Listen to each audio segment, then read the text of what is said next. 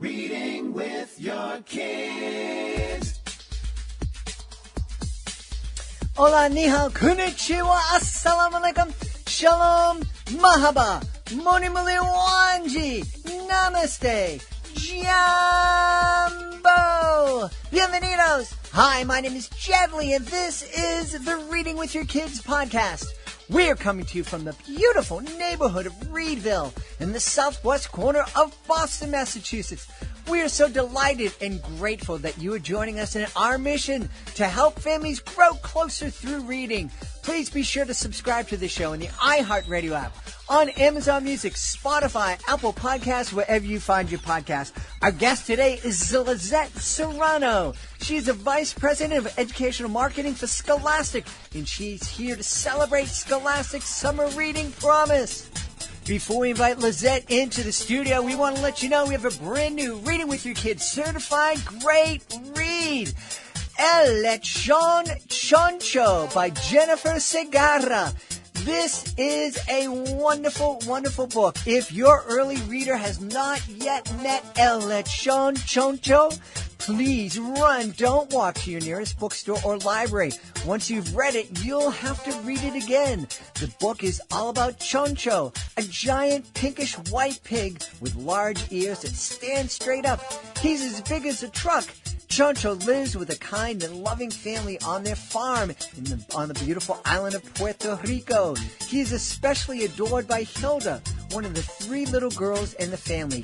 Choncho acts more like a dog than a pig. His favorite thing to do is to be with the little girls when they go down the hill to fetch water. He loves sliding down the hill and splashing in the river just below. We think El Lechon Choncho by Jennifer Segarra will be a fantastic addition to any family library, and we are happy to name it our latest Reading with Your Kids certified great read.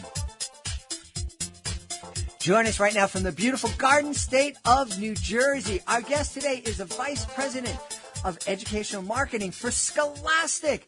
Please welcome to the show, Lizette Serrano. Lizette, how are you? I am great, Jed. I have to say, your energy is infectious.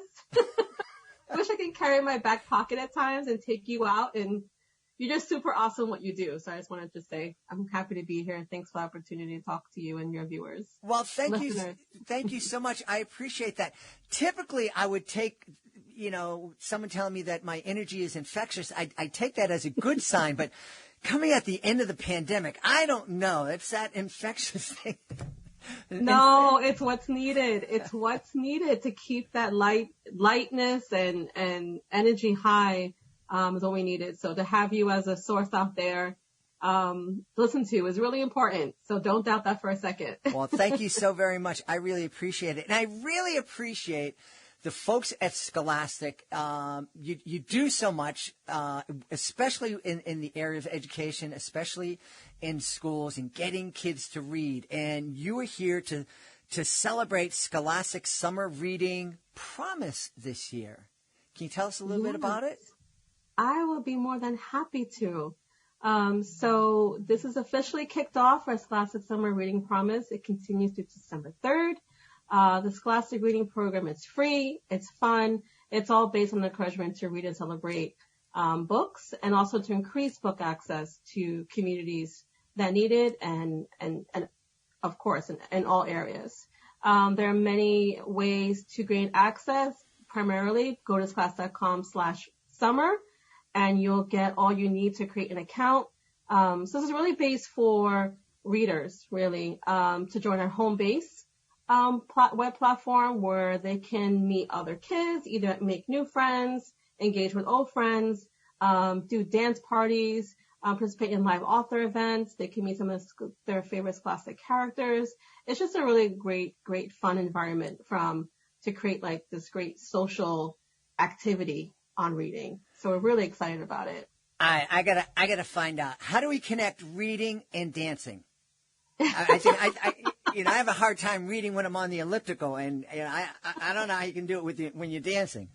Well, reading is inherent, I think, social activity in that you want to, when you read something and you're excited about it, you want to tell your friends, you want to So I think in that it's like, well, why don't we dance? Why don't we when we're in this moment of celebration, let's dance. There's so much going on and so many things vying for our kids' attention, especially now coming out of lockdown and after being locked up for over a year. And I think it would be easy for kids to forget about reading. But reading and continuing to read throughout the summer is really important. And my beautiful wife, who's been a teacher for over 33 years, she keeps telling me why it's important, but I forget all the reasons. So remind us, why is it so important for kids to keep reading over the summer? Well, I'll answer this in two parts. I'll answer first as a mom. I'm a mom of two teenage boys. They've been home for over a year remote learning. They have not returned to school at all, as you can imagine, as your wife knows. And, it's been challenging. So I love that this program, and the summer in particular, provides opportunity to reconnect through books. Bonding over books is such a great way to build relationships with caregivers, with grandparents, with our nieces and nephews through books or magazines or any kind of reading materials, even listening to podcasts or audiobooks. I just love that it's a conversation starter to really, again, those social emotional skills that we all need, but particularly this year has been lacking. So I just think the summer provides a fun, new way and fresh way to re-energize ourselves, to reset and give kids, the choice to choose the books they read, and interact with each other. So that, as a parent, from Scholastic, I work in Scholastic for over 20 years. I love my job. We work with many, literacy organizations to provide kids and reading report for Scholastic. So there's a number of, statistics and research that we found. And we hear from teachers that nearly 98% agree that literacy, promotes students' health, critical to their health and emotional wellness, and vice versa. So it's just the summer is, along with going to the beach and the pool, it's just a way for us to have books as a tool to comfort, entertain us as well. Yeah. And I think that summertime is a great time for parents to help kids. We use the term reluctant readers a lot, to help those kids who've been, just tired of reading what the teacher tells them to read. And they're just, reading has become an assignment throughout the school year and a chore.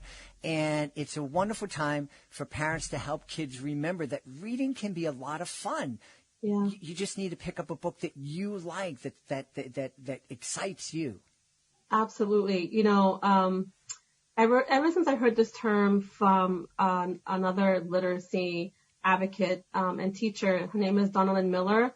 She coined the term not reluctant readers, dormant readers. And that just stuck with me over the years. I like to, whenever someone reluctant readers, I just go back and use that word instead, dormant, because there hasn't been a book that has ignited that spark within that reader that connects into story, either through seeing a reflection of their lived experiences or learning about a culture or having fun, laugh, whatever they find and that hooks them to a book. So it is essential, I think you would agree, that having kids choose what they read is what really unlocks that spark. And at the same time, readers who also reread books, right?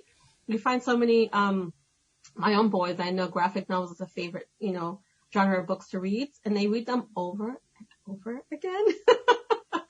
So let's not discredit that because, each time, whether it's a book with pictures or just, just text, there's something, I think even adults and kids, like when you reread a book, you find something new and different when you're reading that during where you are in the period of your life.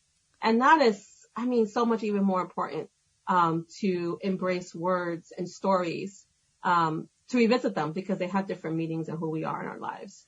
So, I think that would be a really neat conversation to have, especially with kids, teenagers, just to get kind of, as they reread the book again, and it's like, this is different. This experience reading this book is different now. Why do you think that? How have you changed? How have you grown? I think that could be really eye-opening and a lot of fun for a family. It is. I think, one of the things, because one of my jobs, of course, is marketing books and pitching books to a number of bookkeepers. I've used that tactic with my boys.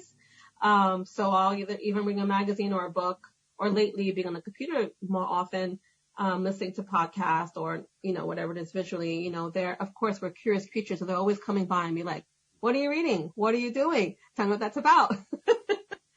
So in that, it creates this conversation starter, which I love, because then it's just like, again, it's just that dialogue of talking about reading. Mm-hmm. And then, recently, I love that my youngest had saw something, he said, oh, I remember reading that book, in kindergarten. And I didn't know he read that book. So I took him back, and then I was like, Lizette, this is your chance. Like, get him to draw more out of him. He's like, yeah, I remember my library teacher reading it to me. And it was such a great story, but it'll make me sleepy. And I was like, that's just so, he remembers he's going to be 14 in July, and he remembers that story. So I love having those touch points that you can revisit. Another great tactic too, what I've been doing recently, I have two younger, a lot of boys in my family. We just had our fourth nephew born, into the Serrano household. And when they come over, especially my 5-year-old, what I've been doing is having them read to their nephew, because he's really super into dinosaurs. Mm. So having them read picture books to him. And that just again, creating a bonding experience, right? So they're reading, and then they're taking turns reading to each other. Mm. And that's the magic. Yeah. That's the magic. I love that, because when you think about it, there's not a lot that a 14-year-old has in common with a 5-year-old. And especially if you talk, and again, I don't mean to stereotype, but I am almost 100, so forgive me. Especially when you're talking about guys, yeah. There might be some guys who are into, babysitting and really nurturing and whatnot. But typically, especially 14-year-old guys, it's like, let me run and run into something or hit myself, mm-hmm. or, but with, when you can get a 14-year-old to sit down and read with a 5-year-old, that just brings that bond together.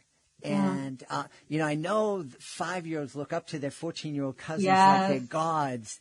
And it's really neat for a 14-year-old to have somebody look at them like a god for a minute. It's like, oh, yeah, I am kind of special, aren't I? It builds confidence. Yeah. It builds confidence for each of them and their relationship as they grow up together. Yeah. So yeah, I love that.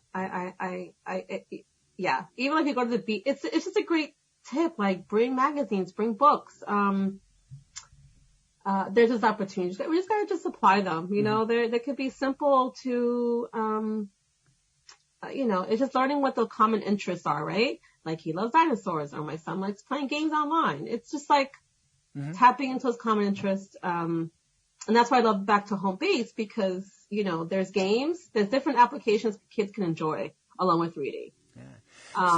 Yeah. Yeah.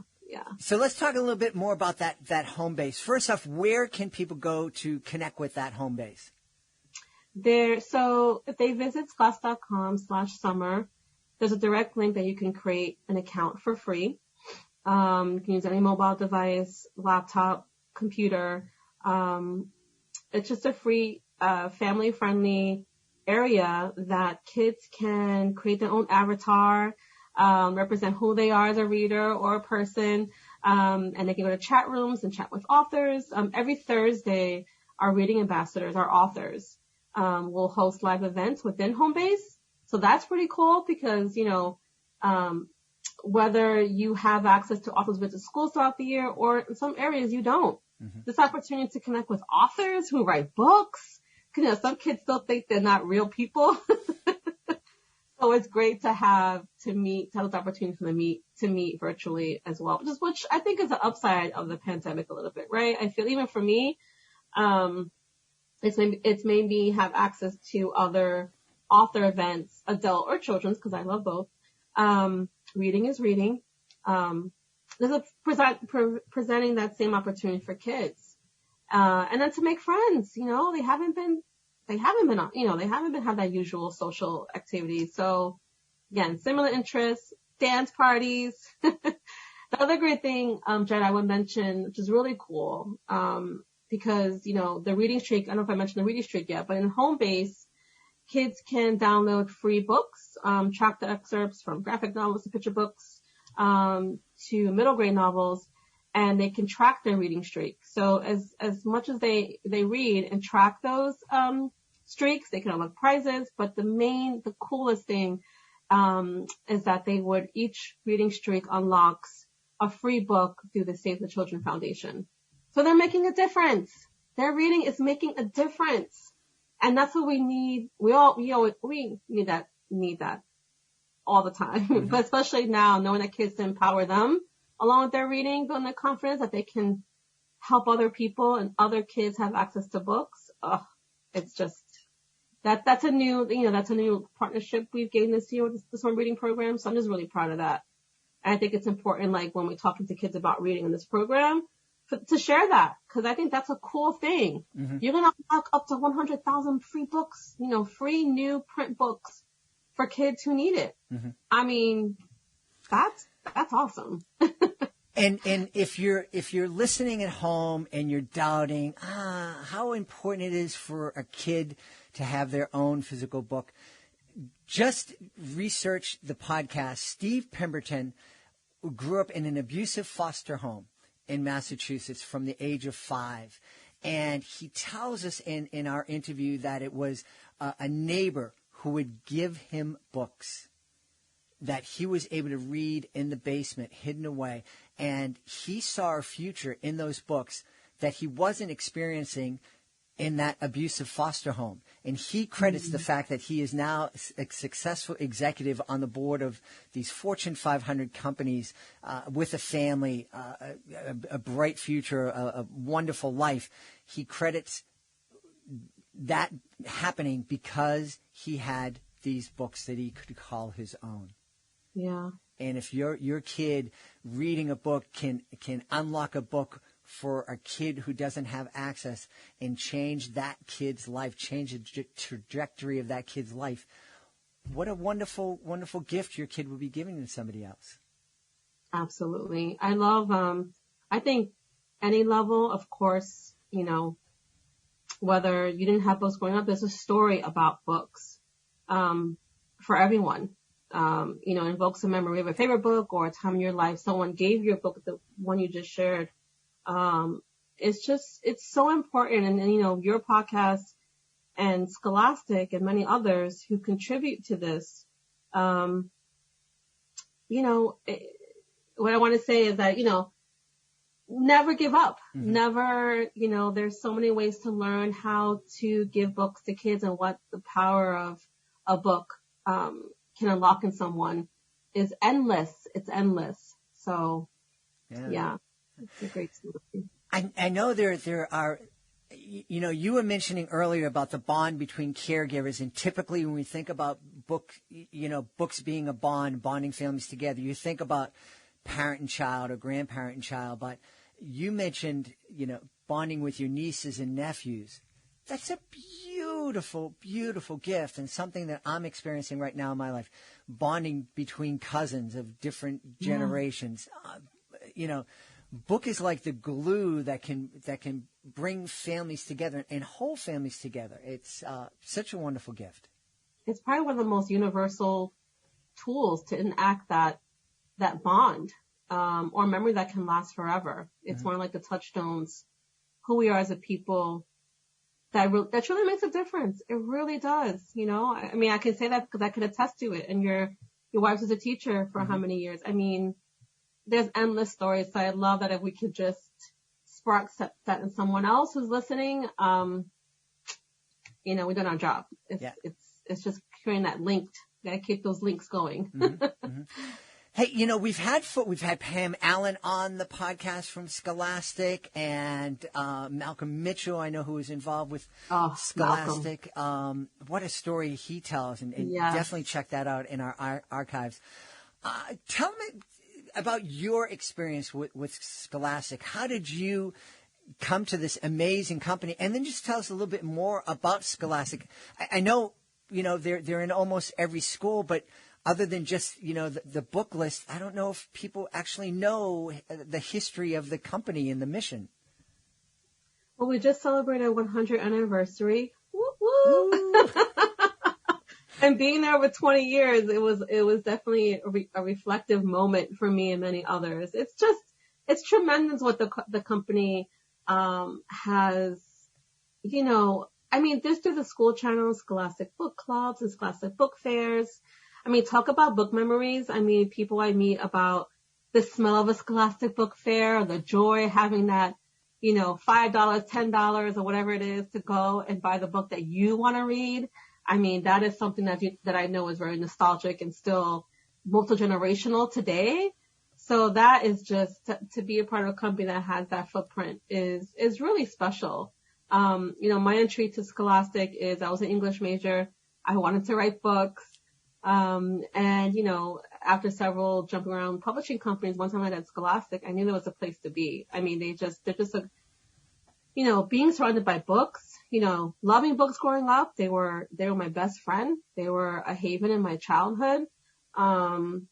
Especially librarians who played a big part of being, great bookkeepers, and giving me access to books, which I didn't have at home.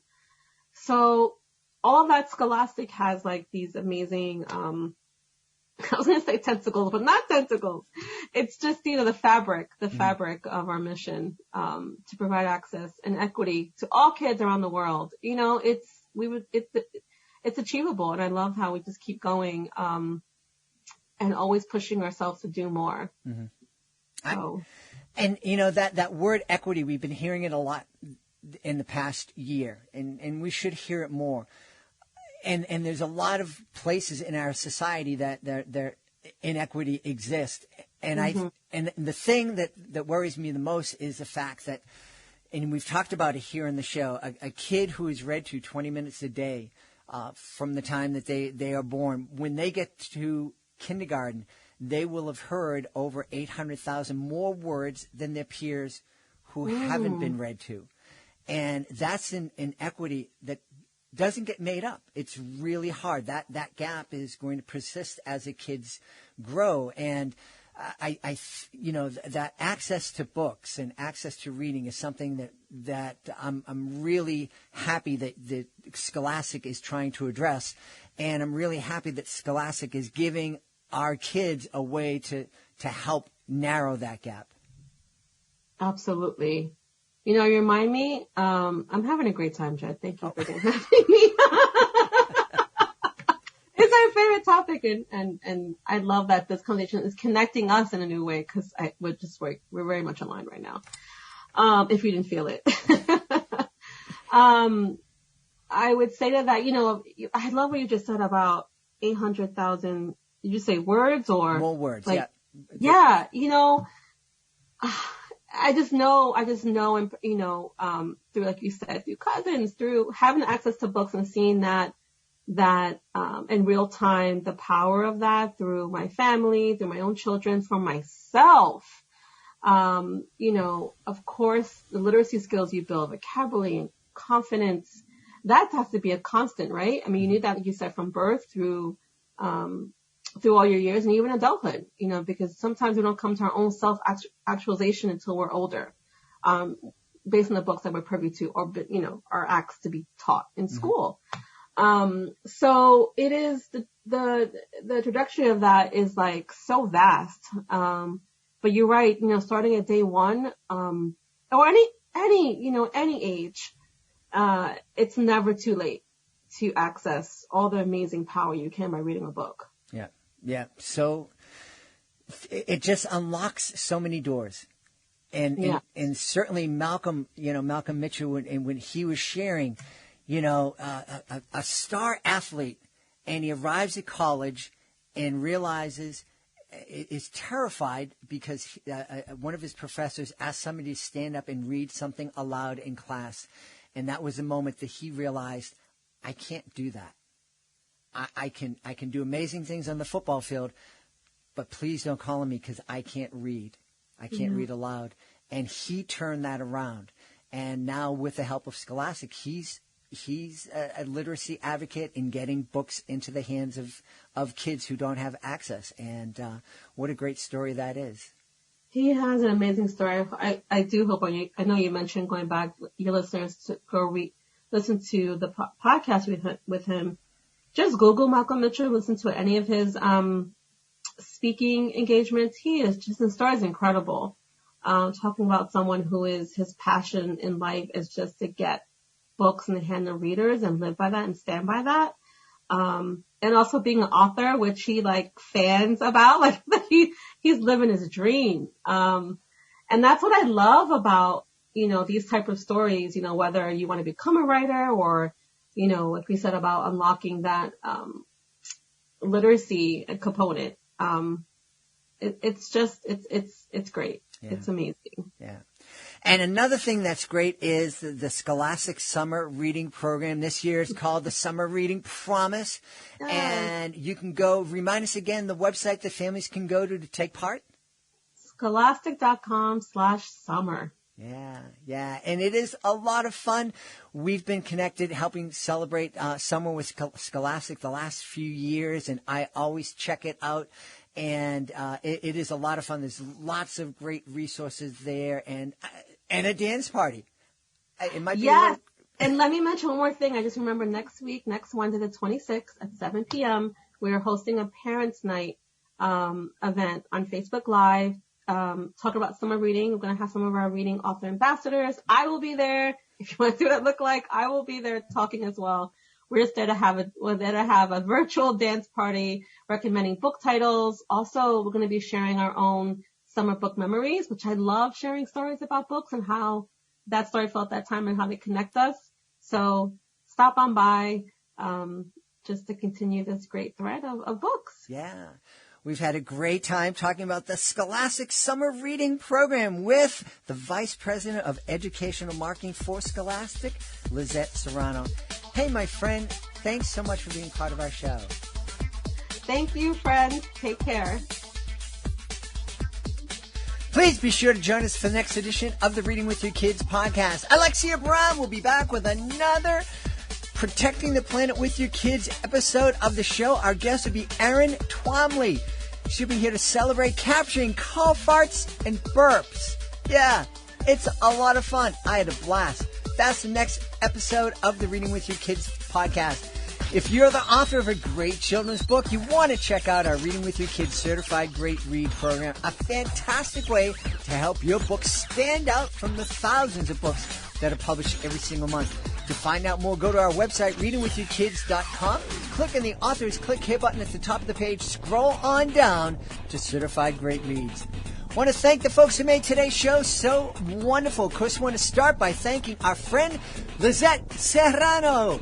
Be sure to check out Scholastic Summer Read Program and be sure to check out Parents' Night. It is happening, if you're listening to this, on Tuesday, May 25th. It is tomorrow night, May 26th, live on Facebook. Also want to thank my team, Alejandra Doherty, Fatima Khan, Justina Thompson, Helen Fraser. I want to thank my beautiful wife for all the support she gives me. Most of all, we all want to thank you. Thank you so much for taking the time to join us today. And as always, thank you so very much for taking the time to make the world a better place by reading with your kids. I'll be looking for you in the next edition of the Reading with Your Kids podcast.